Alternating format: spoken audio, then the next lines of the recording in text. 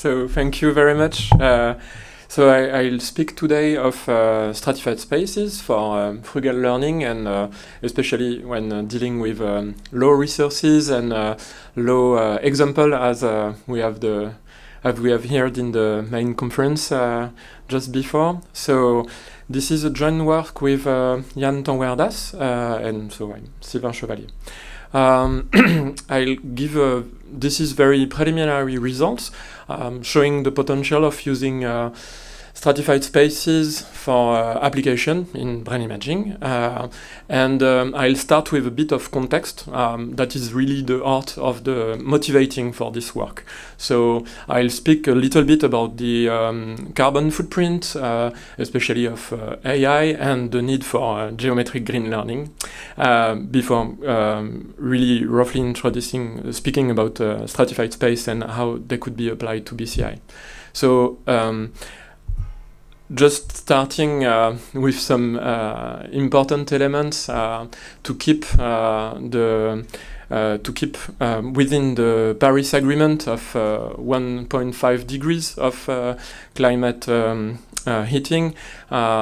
We have to make huge effort to mitigate with the climate change, the biodiversity preservation, and this call for rapid action that should be taken very shortly if we want to keep in this heating. So why, as a researcher, do we need to bother with that? Because mainly actor with major impact should take action, and not us researcher.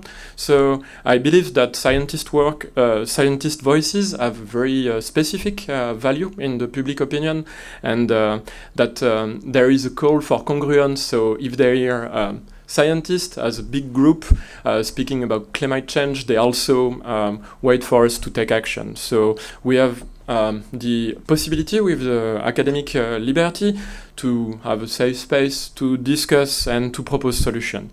And also we have indeed a leading role to stimulate public and industrial sectors. So this is especially true for the thematics I'm working with. So I'm a little bit an outlier here, working more on machine learning part and data science part. And machine learning, and especially deep learning, is very costly at many levels. So it could be from the data acquisition, because the cost of collecting data could be important. Also, when you have your data, you need to store them, to share them, requiring hardware equipment and networking equipment. So all of this has a cost and impact. And the same thing goes when training model or trying to fit model. You need GPU, CPU, energy to train those models. So all of that is has an impact. And there is also the inference part. So when you are using the model, it's also have a cost.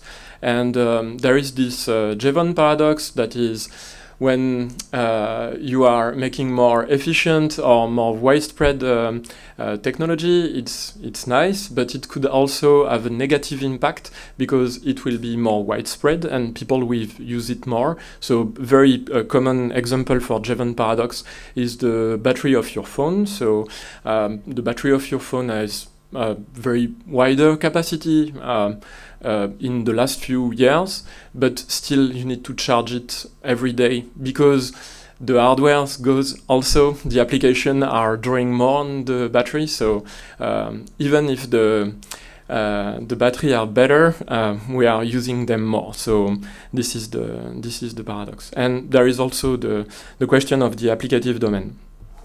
Okay, so this call for green learning, and especially geometric green learning. So it's possible to act on different parts of the learning process of the different parts of the models. The first one is to work and focus on the data, so to cut down data dependency. So this was one of the goal of the presentation we heard just before about having frugal approaches that are able to cope with very few data. Another possibility is to have models that have reduced energy consumption, so better and more efficient algorithm. And the last one is the inference process, so to only accept solution or to evaluate solution to see if they are more adequate regarding some goal, and also think of the target application if they are societal, climate related. So in this work, I will speak a little bit about frugal learning and showing how it's possible to have a better exploitation of available dataset using stratified spaces on semi-definite positive matrices. Okay, so for the frugal learning, I said that data are often difficult and costly to acquire. It could be very difficult to have good reference data to train model, and especially when you need annotation on this, it's very complex, very error prone, and even when you have expert could not agree with each other, so it's complicated to know whether how to deal with this variability in the annotation. So to mitigate this, there are multiple possibilities. One is to have better integration of data without label, of data that are unreliable, like noisy data or badly recorded data. So it's possible to use unsupervised approaches or semi-supervised, mixing label and non-label data, or self-supervised learning. Another possibility to reduce the data dependency is to use either data generation or data augmentation. Data generation is really to model the data and generate new data from the model you have set up. The other possibility is to use data augmentation, that is to take the data you have and to apply small transformation to augment the data. This is what I will show afterwards. So the idea is to have less data dependency, trying to use less energy and to obtain the same performance. Because if we are able to do that, it's already an improvement to what exists. So the topics I'm dealing with is the brain-computer interfaces. Brain-computer interfaces is for non-muscular communication, so you record brain signal, electric brain signal on the scalp using electroencephalography, and the objective is to make online decoding of this brain signal to control or to interact with a computer, a machine. Yep. Nope. Yep. So this is a very challenging task. Here you have an image of EEG recording, because it's a multivariate time series that are highly noisy. You could see artifact noise, and also when you are dealing with brain-computer interfaces, there are interfaces between a human and a machine, so it should be taken into account. And while there are raw data that could be available, it's very difficult to have good reference data sets. And the main target is application for people with disability. Here you have an illustration of the Cybathlon. So this is people with disability that here are trying to compete with each other for a race. So trying to control some car-like race using only EEG. The idea is to develop new approaches to empower people with approaches that don't require muscular activity, so they could interact more with their environment. So why geometry comes in play for this brain-computer interface?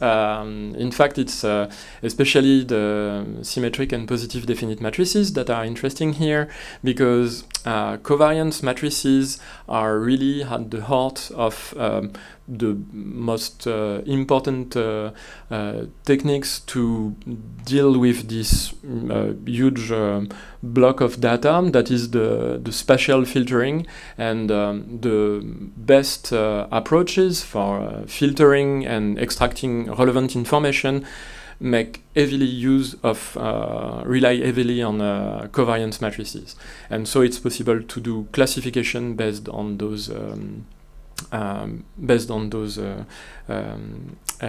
EEG data. What worked well is to use classifier and algorithm that are defined in the manifold of SPD matrices. One very simple approach that gives good results and robust prediction is the minimum distance to mean. So you have one cognitive state, for example, thinking of moving your left hand or your right hand, and you could learn from different tries the mean and the barycenter of all the covariance matrices you could record when the person is holding his left hand shut or his right hand, and from that when you have a new sample or new recording, you could simply see from which barycenter it's the closest to make a classification. The other possibility that works very well is the tangent space classification. In that case, you just choose a good point to compute to lift in the tangent space all your observation, and you apply classical machine learning algorithm in that tangent space, and it's worked really well. It's most of the state-of-the-art approaches are based on that, and it's really widespread now. Most of the problem come from the fact that the covariance matrices should be belonging to this SPD manifold, and there are often with data problems. So obviously sensor could fail. It's possible to apply various kind of normalization that could make the data only semi-definite positive. So in that case, it's not possible to apply all these approaches. So that's when stratified spaces come into play. So you could use indeed a Euclidean space to analyze all of this data, but using a manifold, at least you have a better grasp of the underlying geometry of the signal that are in play. And one of the possible next steps is to consider stratified spaces, where in fact you glue several manifolds together. So one example is the cube, where you could have manifold for the interior of the cube, and you could glue manifold for the faces, the vertices, and all of that. So in that case, you have a stratified space where you could have defined geodesics and so. So this work on stratified space have been now applied widely in using Riemannian orbit space, Kendall-Sheck space, trees graph, and more recently on positive semi-definite matrices, determinantal varianty, as we have heard yesterday. So there are lots of work, and it seems promising topics. But it's still unclear the benefit, sometimes it's not very clear the benefit it could bring to data practitioner and how it could be used in practice, because okay, you have geodesics or bonds on the curvature, but okay, so have other kind of manifold. So why using this stratified space? So this is the first. This work took the origin in the work of Jan Towardas and Xavier Pennec on the Burr-Wasserstein minimizing geodesic between covariance matrices of any ranks. And it's very interesting because they explain several stuff in this paper, but especially the interpolation between the covariance matrices of different rank. So using this approach, it's possible to apply it on real data, and I will show you an example here. One thing that is very common in brain-computer interface or in electroencephalography is to renormalize EEG. So use a common average reference, so you re-reference electrode, and unfortunately this type of renormalization yield rank deficient matrices. So it's not possible to use SPD matrices, SPD manifold, and you need to use semi-definite matrices, and here the Burr-Wasserstein metric could really help. And to go beyond that, it's also possible to devise data augmentation processing, where you could renormalize EEG with different subsets of electrodes. So instead of taking all the electrodes to make the renormalization, you could take several subsets. And in that case, you could generate new examples that are capturing some very small variability of the signal. So they are very close but different. And it could be applicable with a distance-based machine learning algorithm. And this is especially useful because it's applicable for online algorithms that are really important for brain-computer interface, because it's a human-machine interface. And it's possible to train on matrices with different ranks, so having data that are not full rank, and also it's possible to have test data that have different rank, and this is especially important to keep people interacting with the machine. So this this is when stratified spaces really comes into play.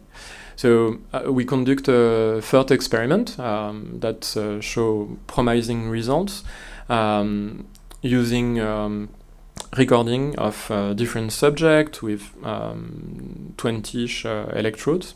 And if we use the minimum distance to mean using the affine invariant matrix or the Burr-Wasserstein, it doesn't give very different results. It's more or less the same.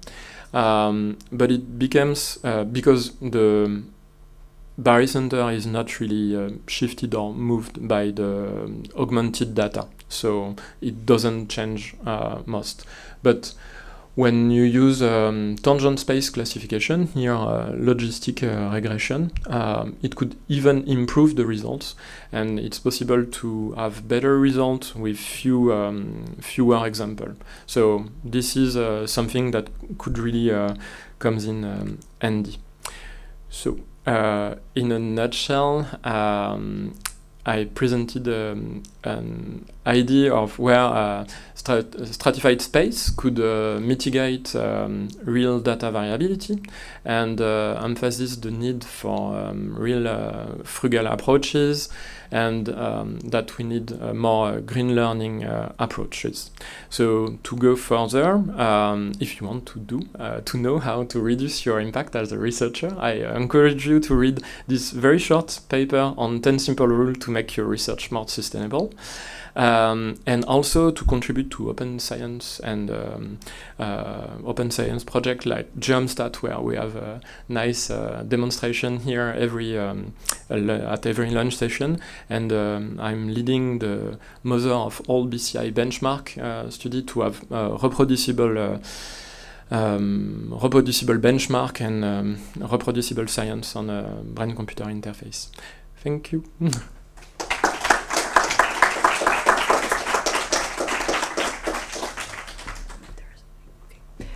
So maybe one question very quick to try to catch back time. Yes. I have one question very quick. When you talk about data augmentation, which comes from forgetting some electrodes in your signal. Is it forgetting, and it's so learning to deal with less input? Less input, or to renormalize, apply different normalization on the electrode. But it's also work with less electrode, and it's very interesting for electrode disconnection or stuff like that. Yeah. Right. Good. So thank you very much, and then we can move to the next speaker, which is